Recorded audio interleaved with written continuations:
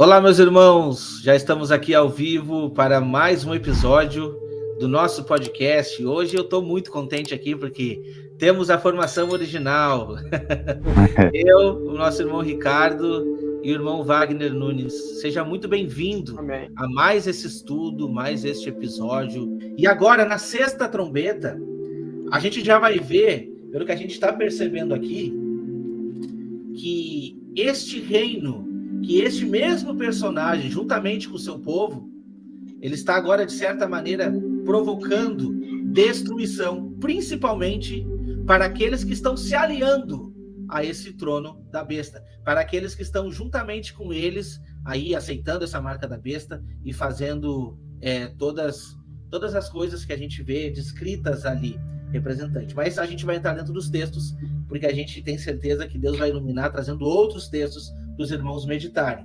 E o primeiro versículo que a gente vai ler é o versículo 13, que diz assim: O sexto anjo tocou a trombeta e viu uma voz procedente dos quatro ângulos do altar de ouro que se encontra na presença de Deus, dizendo ao sexto anjo, o mesmo que tem a trombeta, solta os quatro anjos que se encontram atados junto ao grande rio Eufrates. Foram então soltos quatro anjos que se achavam preparados para a hora, o dia, o mês e o ano, para que matasse a terça parte dos homens. A gente vai iniciar com esses 3 versículos. Eu assisti um vídeo recentemente do pastor Igor, do canal Vem o Teu Reino. Eu entendo que, por se tratar de trombetas, existe a participação das duas testemunhas neste processo. Elas vão profetizar e o Senhor do céu vai corresponder àquilo que as duas testemunhas estarão profetizando. Nós precisamos ter ciência do ministério das duas testemunhas, não só na primeira metade da semana, mas que elas estarão sendo perseguidas e elas continuarão profetizando na segunda metade da semana. Existirão aí testemunhas que vão morrer, mas existirão aí remanescentes que continuarão profetizando, e essas as palavras proferidas na segunda metade da semana envolve aí a ação da quinta trombeta e também a sexta trombeta. E o Senhor vai corresponder do céu aquilo que elas estarão profetizando. E é importante salientar essa questão das 4 pontas do altar, porque é como se fosse a voz que corresponde às palavras das duas testemunhas. E essa voz chama 4 anjos que estão aprisionados junto ao rio Eufrates. E aí eu convido você aí a você analisar o vídeo do pastor Igor, que ele trouxe informações valiosas da arqueologia. E ali ele tem descobertas incríveis de artefatos cuneiformes da civilização antiga daquela época, dos zigurates sumérios, onde ali tem evidências de que no rio Eufrates, na região do Sinar, foi construída a Torre de Babel e, portanto, na margem do rio Eufrates, e ali naquela região, segundo os arqueólogos, eles usavam a própria Torre de Babel para adorar, a adoração aos seus deuses. E nós sabemos que os deuses antigos representam demônios. Então, existe um propósito do Senhor acerca disso, de mostrar para a humanidade, nos dias vindouros, de que aquilo que foi fundamentado na Torre de Babel tem as suas consequências, envolvendo esses 4 anjos que estão aprisionados no rio Eufrates. Então, muito interessante para mim, como está escrito aqui, 4 anjos. Anjos significa mensageiros. Alguns vão traduzir mensageiros como pessoas que trazem a mensagem do Evangelho, mas também existem mensageiros aí dos próprios anjos ministradores de Deus, e também podemos associar esses anjos com os anjos caídos também. Muito interessante. Então está tudo conectado na palavra. E o altar de incenso de ouro é o altar que uma vez por ano era colocado no Santo dos Santos. né? E aqui está muito próximo do dia da expiação. Quando nós lemos Hebreus, nós vemos, por exemplo, aqui, eu anotei aqui o texto de Hebreus capítulo 9, versos 3 a 4. Por trás do segundo véu se encontra o tabernáculo que se chama Santo dos Santos, ao qual pertencia o altar de ouro para o incenso, que é esse que nós lemos aqui de Apocalipse 9, 13, e a Arca da Aliança, que tipifica o trono de Deus, né? Totalmente coberta de ouro, na qual estava uma urna de ouro contendo maná, o bordão de Arão que floresceu e as tábuas da aliança. Então, o altar de ouro nos faz lembrar o quê? Oração, incenso, oração. Em Apocalipse 8, no iniciozinho do capítulo, olha só como está escrito aqui, falando acerca do sétimo selo. Quando o Cordeiro abriu o sétimo selo, houve silêncio no céu cerca de meia hora. Então vi os 7 anjos que se acham em pé diante de Deus, do trono, né? E lhe foram dadas 7 trombetas. Veio outro anjo e ficou de pé junto ao altar, com um incensário de ouro, totalmente conectado com esses 4 ângulos do altar de ouro, para oferecê-lo com as orações de todos os santos sobre o altar de ouro que se acha diante do trono, olha aí, da Arca da Aliança. As 2 testemunhas avivadas e a profecia do Senhor Jesus se cumprindo. Tudo que pedirdes em meu nome eu vou fazer. Se vocês disserem a este monte, ergue-te daqui, lança no mar, não duvidar no seu coração, mas crê que você fará o que diz, tudo o que disser será feito. Enfim, conectando com a maldição da figueira, enfim, conectando com as pragas enviadas para os apóstolos e para os ímpios. Aí ele continua. E a mão do anjo subiu à presença de Deus e a fumaça do incenso com as orações dos santos. E o anjo tomou o incensário, encheu do fogo do altar e atirou à terra. E houve trovões, vozes, relâmpagos e terremoto. Então os 7 anjos que tinham as 7 trombetas prepararam-se para tocar. E aqui é na 6ª trombeta. Então eles estão diante do trono de Deus. Esse altar de ouro simboliza, de fato, essas orações dos santos. E Deus falou comigo. Na descida do Espírito Santo em Atos, o que os quase 120 estavam fazendo? Eles estavam unânimes em oração. E, de repente, veio do céu um som impetuoso enchendo da casa. E não vai ser diferente na ocasião das últimas e maiores chuvas que as 2 testemunhas vão experimentar. Então, a frase que o Espírito Santo me deu foi essa. Uma característica muito própria das 2 testemunhas é uma vida de oração. Então, se nós não desenvolvermos esse hábito de termos uma vida de oração, nós não vamos estar preparados, porque só o conhecimento não é o suficiente. Nós temos um bom conhecimento da verdade, mas está faltando a química, que é as orações, filhos. Porque Jesus falou, para os fariseus, vocês errais por não conhecerem as Escrituras e nem o poder de Deus. Então é necessária essa química, e as orações são um fator indispensável para a nossa vida. E o Espírito sempre me chama a atenção. Você precisa ter uma vida mais dedicada de oração. Mas o tempo é difícil, não importa. Se nós nos trancarmos, ficarmos 20 minutinhos, 15 minutinhos, uma qualidade de oração, vale. Então nós temos que treinar não somente o entendimento, mas as orações, para que, de repente, venha do céu um som, um vento impetuoso. E aí sim, queridos, cheios desse Espírito, cumprirmos a missão. Então aqui, nessa 6ª trombeta, a característica das 2 testemunhas está bem alta, bem clara aqui. Uma característica de oração diante do trono de Deus. Bom, o 6º anjo que tocou a 6ª trombeta é que vai soltar os 4 anjos que estão aprisionados na terra. Então, é uma informação relevante, porque se eles estão aprisionados na terra, é porque a habitação deles não é mais celestial. Então, para o meu entendimento, são espíritos malignos que estão aprisionados junto ao rio Eufrates. Eu tenho esse entendimento. Tem outras pessoas que têm outros entendimentos, mas eu fico ainda com esse meu entendimento aí. Por que eu te perguntei? Porque quando a gente faz a soma da 5ª trombeta, é aberto ali a tampa, como se fosse a tampa do poço do abismo, né? E então dali sobe tudo que é tipo de espírito imundo, sabe? Então, praticamente, é como se o que o irmão falou começasse a se concretizar. E nesta 6ª trombeta, de fato, acontece isso. A gente vai ver com o decorrer dela, nos próximos versículos, a influência que esses atos estão decorrendo aos adoradores do trono da besta. A gente vai ver isso.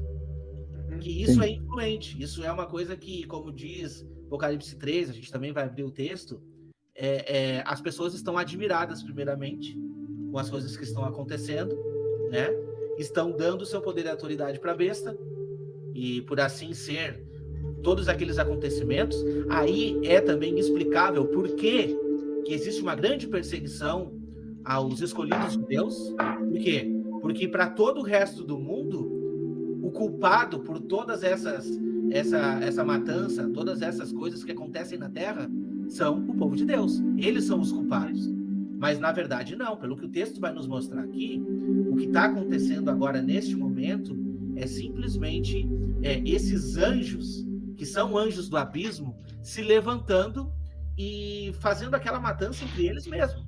Nós podemos, tudo bem, a gente pode conectar com anjos, né, do mal, mas uma coisa a gente pode descartar, que não são os anjos que foram presos no abismo, os mesmos que possuíram as mulheres em Gênesis, capítulo 5, né, em Enoque, porque o texto de 2 Pedro, por exemplo, 2, verso 4, diz claramente que eles não têm mais nenhuma missão.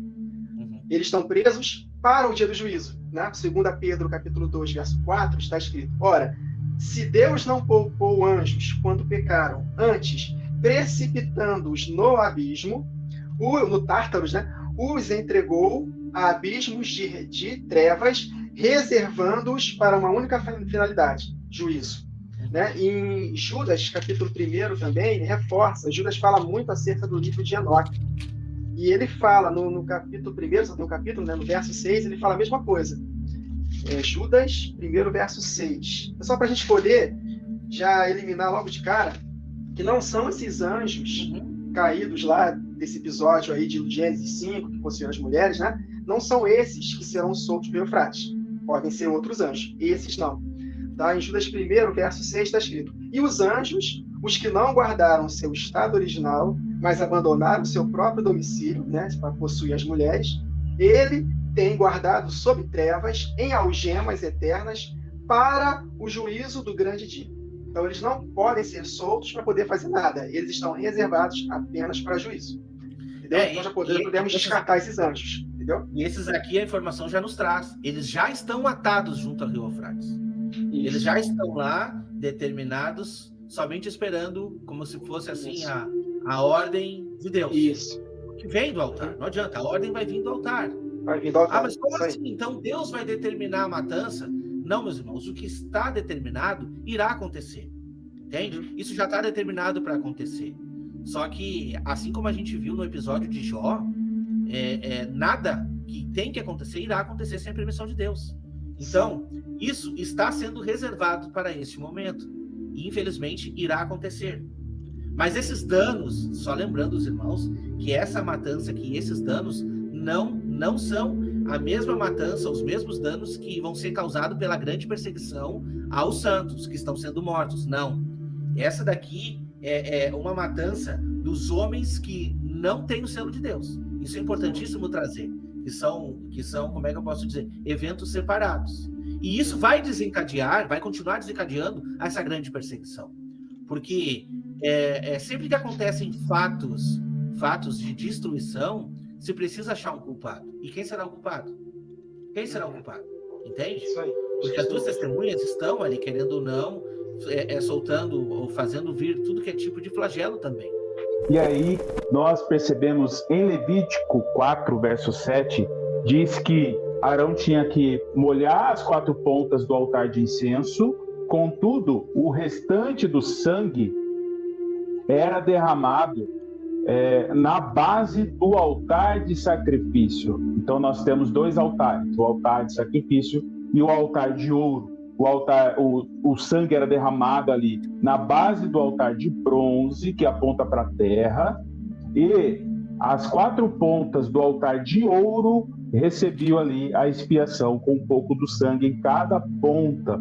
Por isso que nós conseguimos enxergar aí, nos últimos dias, uma voz saindo dessas 4 pontas para apontando para o dia da expiação, para um juízo, um flagelo em cima do povo da besta, que causou morte a todos os santos, os profetas, em toda a humanidade. É como se fosse Deus correspondendo do céu, a voz que sai das 4 pontas do altar de ouro, na região celestial, para juízo, para flagelos, para corresponder à matança, à morte, o derramar do sangue que a iniquidade ocasionou nos santos profetas, os servos de Deus.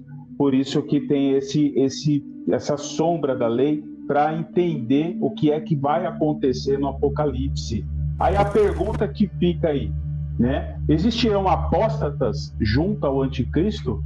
O próprio apóstolo Paulo responde. Ele diz lá em 2 Tessalonicenses 2, verso 3, que para não sermos enganados, porque o dia do Senhor não virá sem que antes venha a apostasia e se manifeste o filho da perdição. Então, neste povo da besta existirão pessoas apóstatas que conheceram a verdade, mas rejeitaram o Senhor. Então, é uma mensagem também de juízo, principalmente contra este fogo estranho, doutrinas de engano que durante muitos séculos os apóstatas aí, né, realizaram para enganar a muitos. Essa sexta trombeta é uma resposta de Deus contra o engano, né, formado pela iniquidade, essa falsidade religiosa, que é uma antítese dos atos de justiça dos santos.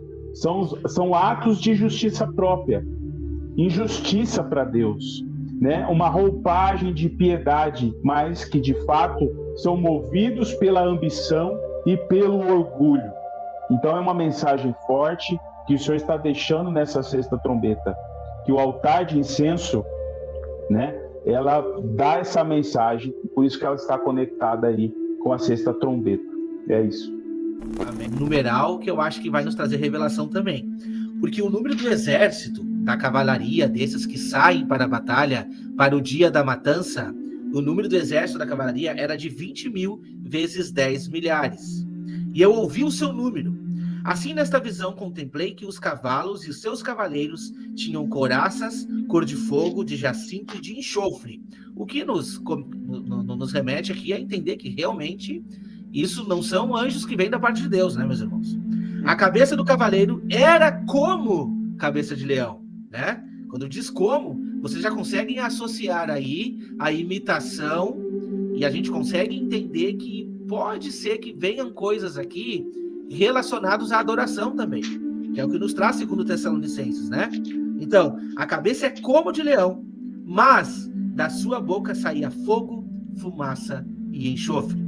Por meio desses 3 flagelos, a saber, pelo fogo, pela fumaça e pelo enxofre que saíam da sua boca, foi morta a terça parte dos homens. Mas meu irmão Wagner, o que o irmão nos traz aí? E é uma confusão entre eles próprios, né? O próprio Senhor vai confundir esses exércitos.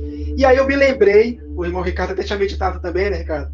Não foi coincidência, foi jesuicidência, do texto de Juízes, capítulo 7. Os midianitas, verso 12 de Juízes 7. Os amalequitas e todos os povos do Oriente cobriram um vale com gafanhotos em multidão, e eram os seus camelos em multidão inumerável como a areia que há na praia do mar. Vamos pulando aqui para o verso 15. Tendo ouvido Gideão contar este sonho, o seu significado, adorou, e tornou ao arraial de Israel e disse: levantai-vos, porque o Senhor entregou o arraial dos midianitas nas vossas mãos. Verso 20, vamos pular para o verso 20. Assim, olha só o detalhe, tocaram as 3 companhias as trombetas, e despedaçaram os cântaros, e seguravam na mão esquerda as tochas, e na mão direita as trombetas que tocavam. Não é por acaso que há trombetas aqui. E exclamavam: espada pelo Senhor e por Gideão. Esse Gideão, podemos dizer que ele é o anjo, né? que lidera o povo, os 300, né? Porque o anjo é uma espécie de liderança que Deus dá para cada anjo uma trombeta, enfim. Aí ele continua, verso 21. E permaneceu cada um no seu lugar ao redor do arraial, que todo deitou a correr e a gritar e a fugir, ao soar das 300 trombetas, porque cada um toca as trombetas, são 300 valentes de Gideão. O Senhor tornou a espada de um contra o outro, e isto em todo o arraial, que fugiu rumo a Zererá, até Bet-Sita, até o limite Enfim, palavras difíceis, né? Mas o interessante aqui é que, através das trombetas, Deus fez com que um inumerável exército, aqui em Apocalipse ele numera, né? Eles lutassem contra si. Então, podemos dizer, sim, que as testemunhas estarão no deserto, né? Fugindo, e Deus, através das testemunhas no deserto, não vão nem estar na batalha. Simplesmente ali vão tocar suas trombetas, vão abrir e quebrar os cântaros. Dentro dos cântaros tinha iluminação, porque estamos iluminados da verdade, nas lamparinas acesas das virgens prudentes. E ali vamos declarar, orar, e o Senhor vai fazer com que esse exército se confunda todo. Então é o Senhor que envia, eu estou lembrando de um texto de 2 Tessalonicenses 2, o Senhor que envia a operação do erro. Meus irmãos, está tudo planejado por Deus. Deus já escreveu tudo, já está tudo pronto. Por isso que nós devemos ter confiança em Deus. Porque se nós fizermos a nossa parte, Deus vai nos guardar, Ele vai nos proteger. Se fizermos parte das testemunhas que vão dar nossas vidas, amém. Nós venceremos do mesmo jeito. Mas se estivermos no deserto, nós também devemos confiar em Deus, porque Ele vai nos suprir e vai nos dar a direção. Então esse texto de Juízes 7, ele é tremendo, ele é maravilhoso. Se irmãos puderem meditar depois em casa. E quando a gente lê Zacarias 13, um pouquinho antes de entrar no 14, vai dizer assim, ó: acontecerá em toda a terra, diz o Senhor, que as duas partes dela serão extirpadas e expirarão. O que é expirarão? Vão deixar de existir. Mas a terceira parte restará nela. Aonde que vai restar? Nela. E farei passar essa terceira parte pelo fogo e a purificarei. Não é o mesmo fogo da punição, tá? O fogo que diz aqui é o Espírito. Farei passar pelo fogo e purificarei, como se purifica a prata, e a provarei como se prova o ouro. Ela invocará o meu nome, e a ouvirei e direi: é o meu povo, e ela dirá: o Senhor é meu Deus. E aqui eu quero trazer um mistério que a gente trouxe, a gente estudou, acho que faz uns 4 meses atrás, quando a gente começou a estudar essas trombetas, que os irmãos ficaram até maravilhados, se ninguém percebeu o que eu acabei de ler aqui, 2 partes de toda a humanidade vão ser extirpadas e a terça parte vai se salvar, né? Até aí nenhum mistério. Mas vamos pegar terça parte e deixar de lado, e vamos pegar 2 terças partes. Quanto que dá, irmão Wagner? Se nós for fazer essa divisão de 100, não dá exatamente 666? Será que é um acaso a gente calcular o número da besta, como diz Apocalipse? Quem tem ciência, calcule o número da besta. O cálculo, vocês estão tendo agora o cálculo. É esse o cálculo. Esse é o número 666 é o número dos marcados pela besta, é o número da totalidade que, infelizmente, irá deixar de existir. E essa questão da confusão, né? Que nós compartilhamos, meditamos ali junto com o pastor Pedro. Eu achei aqui um texto que está em Isaías, no capítulo 26, verso 10 e 11, diz assim: entendendo que esse Isaías 26, Isaías 27, aponta para este cenário dos últimos dias. E aqui no 26, verso 10, diz assim: ainda que se mostre favor ao ímpio, nem por isso aprende a justiça. Até na terra da retidão, ele pratica a iniquidade e não atenta para a majestade do Senhor.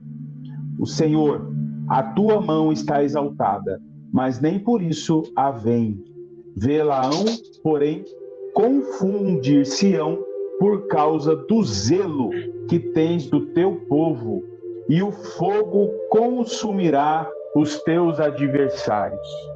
Palavra interessante. Porque quando nós olhamos de novo para as 4 pontas do altar de ouro, e que o fogo do Senhor consumiu Nadab e Abiú, o que vai acontecer nos últimos dias? O Senhor corresponder do céu, uma voz lá das 4 pontas do altar, e fogo vai consumir esse exército e vai confundir esse exército, como está escrito aqui em Isaías 26. E nós, olhando aqui para o exército de 200 milhões, os cavalos terão poder que vão sair da boca deles fogo, enxofre, fumaça. E esse flagelo que vai causar as mortes dessa terça parte dos homens. Então nós vemos aqui muito claro isso. E quando nós realizamos o link da abertura, do derramar da sexta taça, onde vai secar o rio Eufrates, que vai sair os 3 espíritos imundos para trazer os reis do Oriente para a batalha dos últimos dias, nós percebemos que existe ali uma preparação, e depois do derramar dessa sexta taça, o pastor Pedro explicando para nós, tem a ocasião da sexta trombeta, onde ali o rio Eufrates que secou, o Senhor vai proporcionar que 4 anjos sejam levantados ali das suas prisões, e com 200 milhões, né, vão causar aí essa confusão, né, desse exército que vem do Oriente, e todo o povo da besta. Isso vai se espalhar pelo mundo e vai causar a morte da 1/3 parte dos homens. Quero só deixar aqui também uma curiosidade, que também comentei com os irmãos no grupo, acerca da aparência desses cavalos. Mas você vai ler aí os versos ainda, né, Wagner? Não, pode falar, que depois a gente implementa. Tá bom. Esse exército, os cavalos que envolvem esse exército têm semelhanças que, quando nós estudamos a mitologia grega, tem uma certa familiaridade com a quimera. Então, eu escrevi acerca disso no nosso primeiro livro, Préludio dos Cânticos, e diz assim: quimera, ela é uma palavra originada do grego e é sinônimo de ilusão, devaneio, fantasia, imaginação, engano e confusão. O dicionário etimológico diz que representa um monstro mitológico, uma representação maligna, com cabeça de leão, corpo de cabra, cauda de serpente, e lançava fogo pelas narinas, pela boca, mencionado no canto número 6, nos versos 181 e 182 da Ilíada de Homero, no qual fundamentou toda a mitologia grega aí. Trata-se de um ser espiritual invocado por um resultado produtivo da imaginação humana, atrelado aos sonhos e projetos de uma pessoa, conduzindo para um destino de fracasso, um sonho que se torna uma frustração pela ilusão. E aí a gente percebe o tanto que o inimigo ele vem causando essa confusão, esse engano nas pessoas, principalmente no povo de Deus, mas em toda a humanidade. É um trabalho de séculos e séculos, e a gente vê na figura desse ser mitológico, que é uma representação maligna, né? É uma associação com essa atuação do inimigo de causar engano na humanidade. Doutrinas de engano, a gente aponta isso para os apóstatas também. Doutrinas de engano, frustrando os sonhos de muitas pessoas, ceifando vidas e famílias.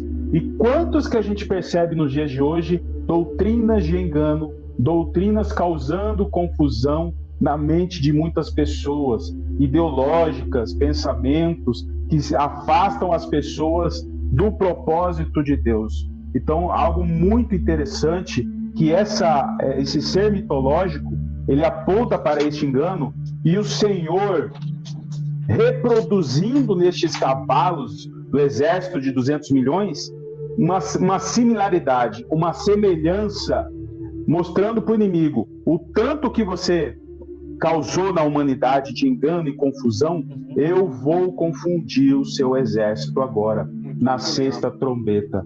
É uma resposta de Deus de tudo que o Império das Trevas causou na humanidade. E quantas quimeras que o diabo usou, né, nestes séculos e séculos. Eu entendo que o Senhor, ele é tão detalhista e ele quer revelar esses detalhes aos servos do Senhor nesses últimos dias. Eu fico maravilhado com isso. O versículo 19, eu acho que da introdução do que o irmão falou aí.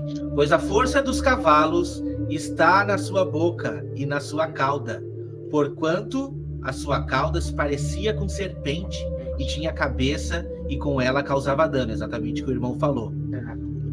Eu acho que dá para ficar nesse versículo aqui, irmão Wagner. Eu tenho coisa para trazer, eu vou deixar você falar primeiro. Eu só quero concluir. Eu vou comentar só isso aqui para a gente poder ganhar tempo.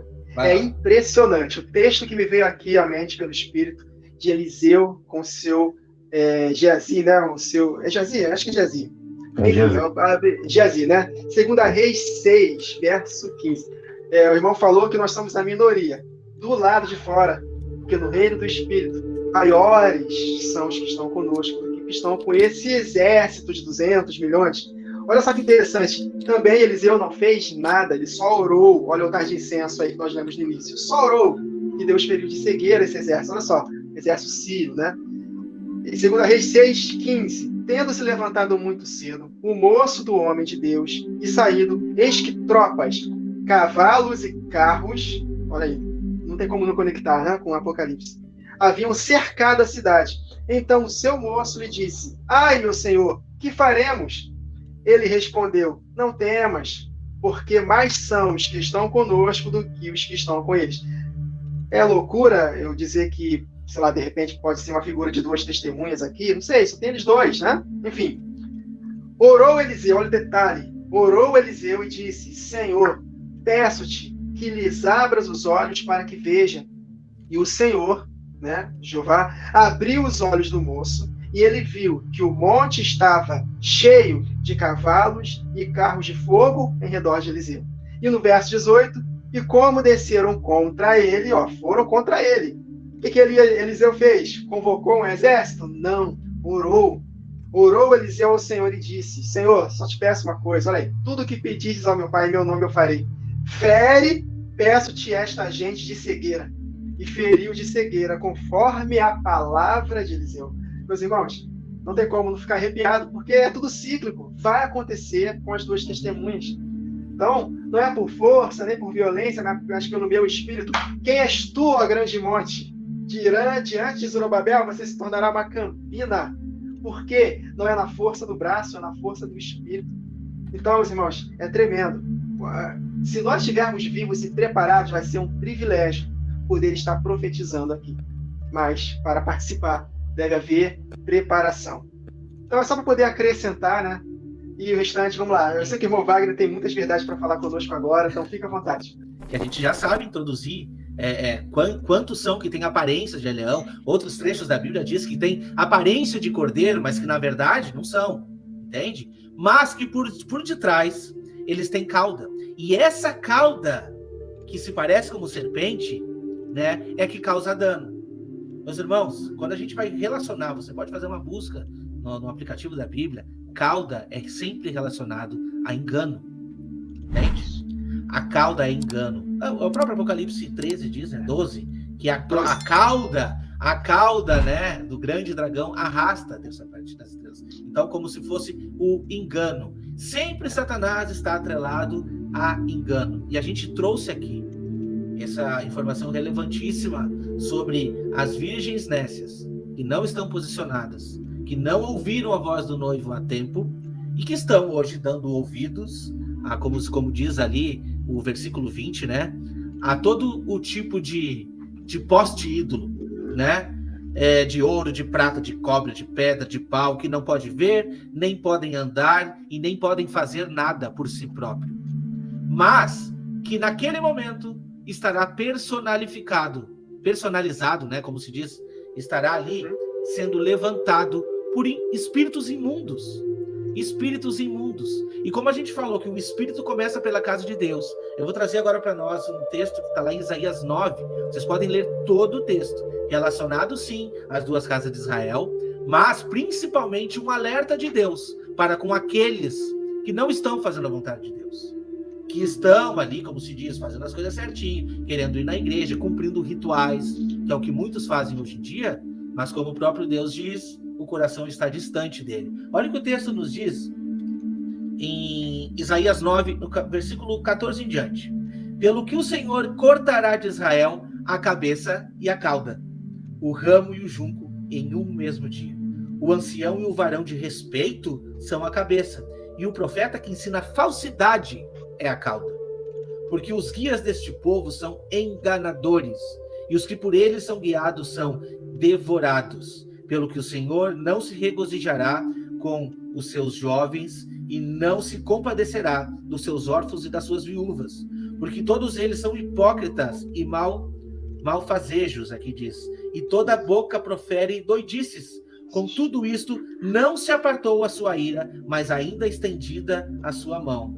Porque a impiedade lavra como um fogo, ela devora as sarças e os espinheiros, sim. Ela se ateará no emaranhado da floresta e subirão ao alto espessas nuvens de fumaça. Olha só que conexão, tá? A fumaça que sai do poço do abismo. Façam as conexões. Por causa da ira do Senhor dos Exércitos, a terra se escurecerá e será o povo como pasto do fogo.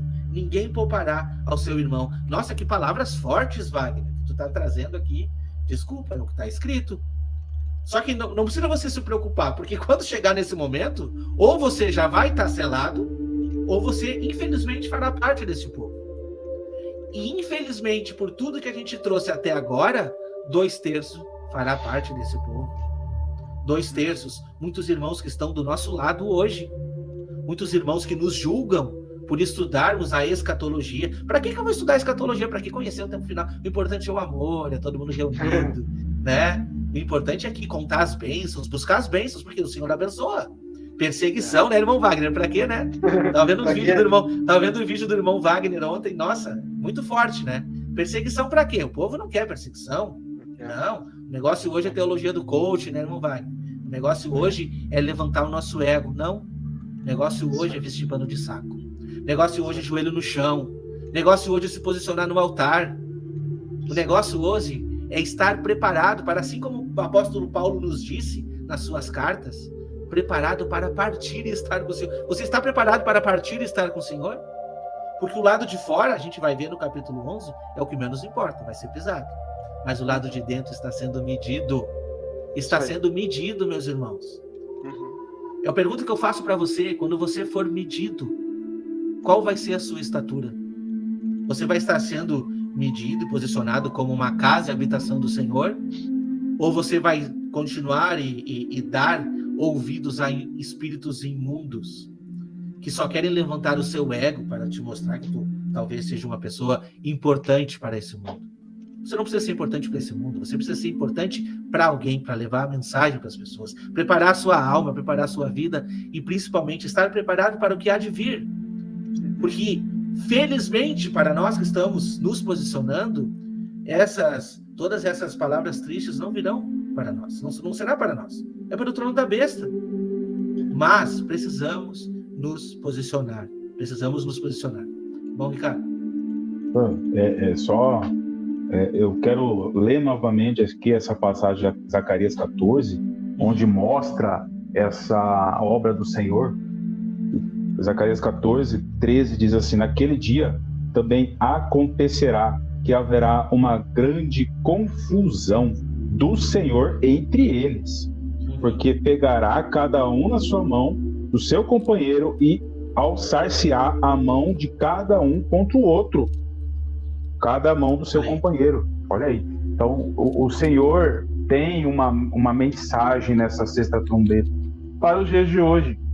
Se você está se sentindo em paz, que as bênçãos do Senhor vai te alcançar, aquelas mensagens de conforto, de consolo, e manter você nesse estado, não preparando você para esses últimos dias, é importante que você reflita nas mensagens que nós estamos compartilhando agora. Por quê? Porque é necessário um posicionamento a cada um de nós aqui. E precisamos nos posicionar, descer níveis e mais níveis de arrependimento em oração, que é o pano de saco que o Wagner comentou aqui. É uma preparação. O Senhor proporciona cenários de conflito, de aflição, de princípios de dores, para que nós possamos aprender e avançar nessa preparação, porque os últimos dias, naqueles dias, não haverá mais tempo de preparo. O Senhor está já chamando a atenção de todos para que nós possamos nos preparar desde já, para estarmos prontos para superar as adversidades, e aqueles que se posicionam como corpo de Cristo se preparar para tocar trombetas, se preparar para anunciar o evangelho eterno, essa sã doutrina, se desvencilhar ao máximo de todo o engano, porque quem estiver no engano vai ser participante dessa confusão que o próprio Senhor vai causar. Essa é a mensagem da sexta trombeta. E a gente não pode esquecer das 7 igrejas, né? 2 estão acesas, ok, mas as outras 5 são chamadas para o arrependimento. E aqui, infelizmente, é o retrato de uma igreja apóstata. Eu creio que vai ter muito apóstata. Quando nós lemos o Antigo Testamento, nós vemos os juízos de Deus acontecendo em boa parte dos apóstolos, do seu próprio povo sendo julgado. E aqui, infelizmente, meus irmãos, eu enxergo muitos apóstolos que se encaixam perfeitamente no texto de Hebreus, capítulo 6. Eu vou fazer questão de ler aqui, porque isso se aplica a nós hoje. Nós experimentamos isso aqui hoje. É impossível, pois, Hebreus 6, verso 4, que aqueles que uma vez foram iluminados, nós estamos sendo iluminados, iluminação é revelação da palavra, provaram um dom celestial, olha aí, e se tornaram participantes do Espírito Santo, nos unimos ao Senhor, nos tornamos um espírito com Ele, provaram, degustaram, experimentaram da boa palavra de Deus e dos poderes do mundo vindouro, uma cura para o corpo, enfim, e caíram. É impossível outra vez renová-los ao arrependimento. A gente acha que, podemos achar, melhor dizendo, que estamos imunes com essas verdades. Mas o apóstolo Paulo, em 1 Coríntios 10, ele deixa bem claro para nós: aqueles que julgam estar firmes, cuidem para que não caiam. Então, quando nós vemos aqui o complemento da sexta trombeta, posso ler, Wagner? Só para a gente complementar? Pode. Então, verso 20, 21. Os outros homens, aqueles que não foram mortos por esses flagelos, não se arrependeram das obras das suas mãos, deixando de adorar a demônios, aos ídolos de ouro, de prata, de cobre, de pedra, de pau, que nem pode ver, nem ouvir, nem andar, nem ainda se arrependeram dos seus assassínios, nem das suas feitiçarias, nem da sua prostituição, nem dos seus furtos. E realmente, quando Deus fala que ele não se alegra com a morte do ímpio, porque realmente é muito triste, nós vemos que antes muitos destes experimentaram dessas dádivas que lemos aqui e voltaram às costas. Então, meus irmãos, é maravilhoso falar desse assunto. Nós almejamos estar com as 2 testemunhas, fazendo parte das 2 testemunhas, obviamente, se nós não morremos antes, mas nós devemos levar a sério o que a palavra de Deus diz. Se o apóstolo Paulo, cheio do Espírito, falou que se hoje nós estamos em pé, devemos ter cuidado para que não caiam, então nós devemos ter cuidado, porque importa caminhar hoje, amanhã e depois. Então, por exemplo, a mensagem calvinista, ela nos desprepara totalmente, porque ela fala: se você é escolhido, vai acontecer. Mas não é assim, queridos. A palavra de Deus diz o tempo todo, basta ler as cartas, um tratado de condutas. As cartas são tratados de condutas. Fala de revelações tremendas da obra de Cristo na cruz, conectando com a lei, os salmos e os profetas, mas logo depois os apóstolos falam: cuidado, não façam isso, não façam aquilo, andem em santidade, com tratados de conduta. Então a nossa conduta vai fazer toda a diferença, porque nós fomos doutrinados desde pequenos que a salvação não é por obras, né? Tudo mérito de Deus, mas a salvação eterna é exatamente por obras, porque sem obras não há fé. A fé sem obras é morta. Então, se nós somos salvos pela graça mediante a fé, então se essa fé não tem obras, não posso ser salvo. Então, meus irmãos, a gente, pelo menos da minha parte, eu termino aqui falando acerca de andarmos ligados com Deus todos os dias, porque nós estamos experimentando desses poderes maravilhosos, essas dádivas maravilhosas de Hebreus 6. Mas se amanhã nós não estivermos firmes, nós podemos nos desviar. Então a gente acha que nunca vai se desviar, né? Mas há sim uma possibilidade enorme de nos desviarmos. Mas nós precisamos fazer o que a palavra ordena. Fazer o deverzinho de casa, todos os dias, se envolver com a palavra de Deus. Porque por nós mesmos, nós não podemos nos santificar. A nossa santificação é pela verdade. Jesus falou isso: santifica-os na verdade. A tua palavra é a verdade. É a palavra que limpa a nossa mente, nosso coração, né? Então, sobre tudo que se deve guardar, guarda os nossos pensamentos, nosso coração, porque daqui que procedem as fontes da vida. Então, nós devemos guardar todos os dias os nossos pensamentos, porque nós precisamos nos encher da palavra. Se nós não estivermos cheios da palavra e do poder de Deus, que são as orações, essa química maravilhosa, nós não teremos força para vencer. Jesus não falou? Vigiai e orai, oreis, para que não entreis em tentação. Porque o espírito está pronto, mas a carne é fraca, ela é indisposta para as coisas de Deus, ela é indisposta para a oração. Meus irmãos, não existe segredo, não existe mistério. O problema é exatamente esse. Nós não queremos passar por tribulação. Ninguém quer. Eu passei, até confessei para o irmão Wagner aí, uma semana atrás, dificuldade que eu passei aqui. 2 semanas que eu não pude gravar por muitas dificuldades. E ainda assim pude contar para o irmão o livramento da parte de Deus. A gente precisa olhar por um outro ângulo, entende? A gente precisa olhar as coisas por um outro ângulo, meus irmãos. Ninguém prometeu que a nossa vida aqui seria fácil, mas Deus prometeu que Ele estaria conosco mesmo, em meio a dificuldades. E é isso que vai estar acontecendo nesse momento cronológico. Eu vejo esse momento cronológico como uns sendo perseguidos, na verdade todos perseguidos, mas uns sendo protegidos por Deus, e outros ali sofrendo afronta. Por quê?